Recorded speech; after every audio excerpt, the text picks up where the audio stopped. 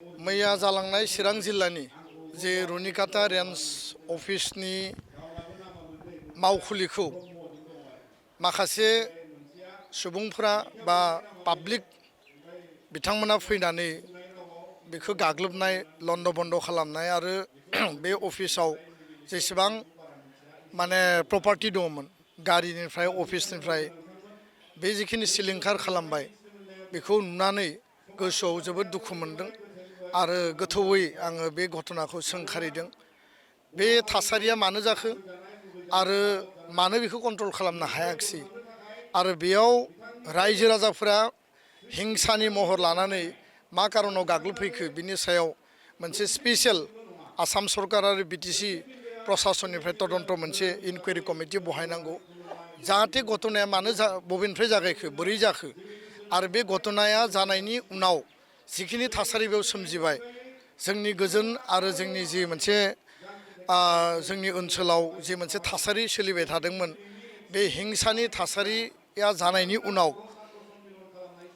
सरकारि जिखिनि प्रपार्टिजों लोगोसे मानसिनि जिउ आरो सम्पतिनि खैफोद बे खैफोदखौ लाबोनायखौ जों नुदों। दा बेखायनो थांनाय 2020 सननि उनाव बिटिसि बिटिआर ओनसोलाव कुनु बेबायदि दाङाबाजि हिंसायारि थासारि मानसिनि जिउ आरो सम्पति खहा जानाय सरकारि सम्पति खहा जानाय जेबो थासारि जानाय जों नुनो मोनाखैमोन। किन्तु बावैसो गोदान सरकार फैनायनि उनाव बे 6 दानाव प्राय बेबायदि हिंसानि घटना मानसिनि जिउ जोबनाय जिउ गोमानाय सरकारि सम्पति थासारि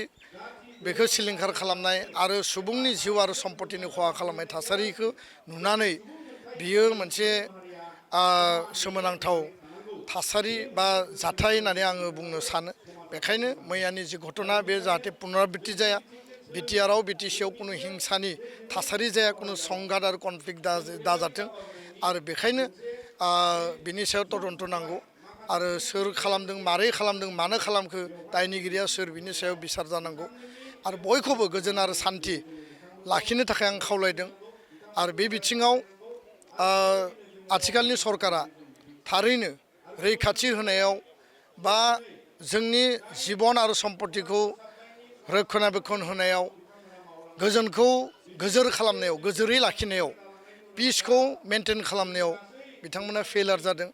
आरो बे फेलारा मानो जादों दानि आथिखालनि सरकार सालायगिरि बिथांमोनाबो बिनि सायाव नायबिजिरनाया गोनांथि दङ। खारन रिपिटेड बेबायदि घटना जाबाय थानाया जोंनि ओनसोलाव जौगानायखौ होबथागोन ओनसोलनि इयुन थासारि इयुन जोलैनि थासारिखौ होबथागोन आरो जोंनि जे हा हु धोन सम्पतिनि जे रैखाथि बा बेखौ प्रटेक्सन होनांगौ बिनि बेलायाव बे खैफोद लाबोगोन। दा बेखायनो आथिखालनि सरकारखौ आं खावलायदों काउन्सिल सरकारखौ हाग्रामा महिलारि दैदेननाय सरकारखौ जे बिथाङा ल' एन्ड अर्डार सिटुएसन आरो पिस मेनटेन खालामनायाव जि फेलार जादों बे फेलारनि सायाव नायबिजिरनानै सरकारा दायित्व लानानै खामानि मावनांगौ। खोथाल' बुंबा जाया खामानिखौ बोरै मावगोन पिसखौ बोरै मेनटेन खालायगोन लामा दालां स्कुल कलेज बानायनाया जौगानायनि खामानि किन्तु जोंनि जिबन आरो सम्पतिनि निरापत्ता गैयाबा सरकारि सम्पतिनि जुदि निरापत्ता गैयाब्ला बेयाव जौगानायखौ लानानै जोङो सिमां नुगोन फारसेथिं जोंनि रैखाथियानो जेराव खैफोद गोनां जानानै फैगोन। बिनि फारसे गोथौयै नायबिजिरनांगौ आरो बे थासारिखौ आङो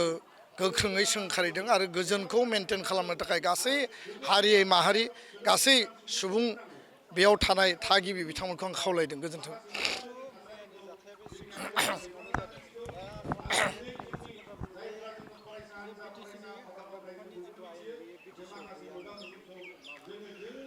ना बिटिसिनि हाग्रा बिफाननि आयेना बिटिसिआव गैयिनि खोथा गैया। फरेस्ट डिपार्टमेन्टआ जाबाय मोनसे ट्रान्सफार्ड साबजेक्ट 2003 सनाव जि समाव हाग्रामा महिलारिया बिएलटिनि दैदेनगिरि जानानै साइन खालामदों 39टा डिपार्टमेन्ट जोंनो हरदों आरो बे 39टा डिपार्टमेन्टआव फरेस्ट आरो बे माने रिजार्भ फरेस्ट बे डिपार्टमेन्टखौ बिथांमोना होदों। जिहेतु फरेस्ट डिपार्टमेन्टआ मोनसे कनकारेन्ट लिस्ट बियो भारत सरकारनियावबो थायो आसाम सरकारनियावबो थायो आरो काउन्सिलनियावबो दङ। अकल अन्थाइ बालाखौ रक्षनाबेक्षन होनाय अन्थाइ बालानि टेन्डार होनायाल' फरेस्ट डिपार्टमेन्टनि दायित्व आरो कर्तब्य नङा। फरेस्टखौ कनजारभेसन खालामनांगौ फरेस्ट प्रटेक्सन होनांगौ बेयाव नेसनेल पार्क दङ रिजार्भ फरेस्ट दङ बेयाव प्रपज रिजार्भ फरेस्ट पिआरएफ दङ। दा गोदानै सिखना जोहोलाव जोङो नेसनेल पार्क मोनबाय बेखौ प्रटेक्सन होनाया आथिखालनि सरकारनि दायित्व फरेस्ट डिपार्टमेन्टनि दायित्व हयथ' बिथांमोना डिपार्टमेन्टेलि माखासे खामानिखौ मावदों आं मावाखै होननानै बुङा आरो थांनाय समाव रायमना नेशनेल पार्क सिखना जोहोलाव नेशनेल पार्क मोननै नेशनेल पार्क जोङो क्रिएट खालामदोंमोन एबसुनिबो दाबिमोन आरो थांनाय समनि प्रमद बर' जि सरकार बे सरकारनि दाबि आरो खावलायनाय बायदि आसाम सरकार भारत सरकारा मोननै गोदान नेशनेल पार्क फोसावदोंमोन जदिव जोंनियाव मानास नेशनेल पार्कआ दंखायोमोन दा बेखौ प्रटेक्सन होनाय बेखौ रैखाथि होनाय बिनि बाफार जनाव रायजो जानाय सुबुंफोरखौ बुजाय आजायहै जाहाथे गोदानै फरेस्टआव एनक्ल'ज खालामा बा कुनु कारनाव फरेस्ट माने डेस्ट्रय जाया बेखौ बुंनाय रायलायनाय बुजायनाया फरेस्ट डिपार्टमेन्ट सरकारनि दायित्व हयथ'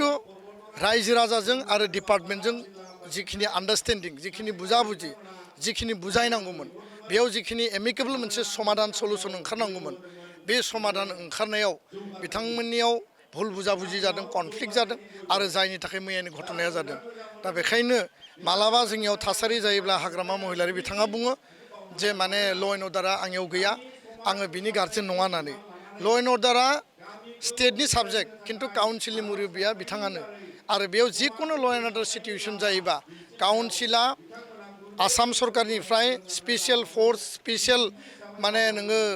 जि प्रसासन बेखौ बिनाया बेखौ मेनटेन खालामनाया बिथांनि दायित्व बेयाव हगारना होनायनि बाथ्रा गैया मैयानि जाथाया जालांबाय फरेस्ट डिपार्टमेन्टनि अफिसखौ सावदों बिनि गारिखौ सावदों बिनि फुल रेसपन्सिबिलिटिया बिटिसि सरकारनि कारन बेयो बिटिसि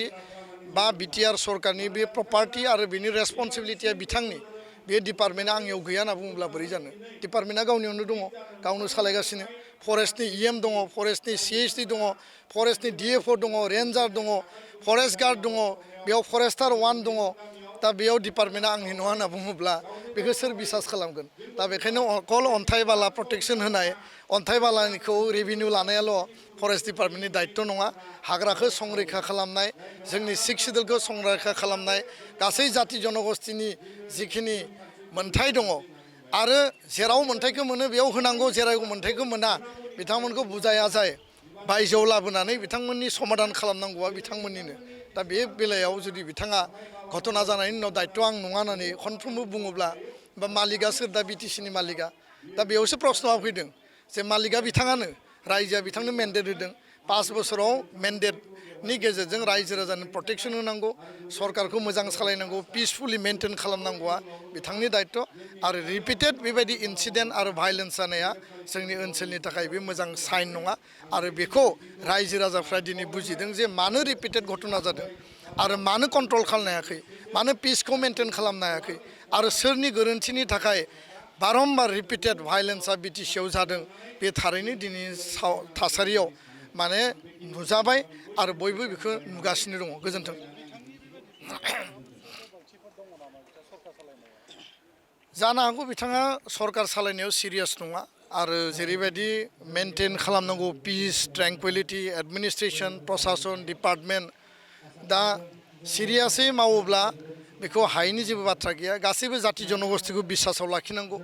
सिगाङावबो हाग्रायाव एनक्ल'ज खालायदोंमोन बुजाय आजाय बिथांमोनखौ लाबोनाय जादों आरो बेखौ लानानैबो ब्लेमसो होनाय जादोंमोन जे मालाबा इलिगेल एनक्ल'ज जादों एनक्ल'जआ जानो हागौ सिगाङावबो जादों दाबो खालामनो हागौ खिन्थु फरेस्ट राइट एक्ट दङ जेराव हानि अधिकार मोनगोन बेयाव मोननांगोन आरो जेराव हानि अधिकारखौ मोना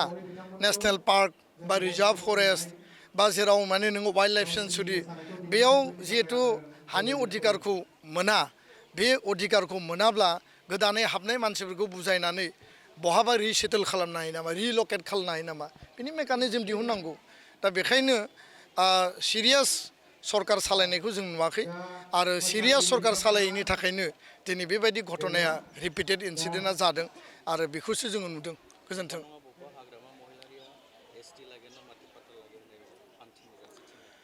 ना बिसायख'थिनि समाव गोबां माखासे बाथ्राफोरखौ बुंदोंमोन बे कमिटमेन्टखौ बिथाङा मावफुंनो हायाखै आरो जाति जनगोष्ठीनो भुवा कमिटमेन्ट होनानै जि अबास्तब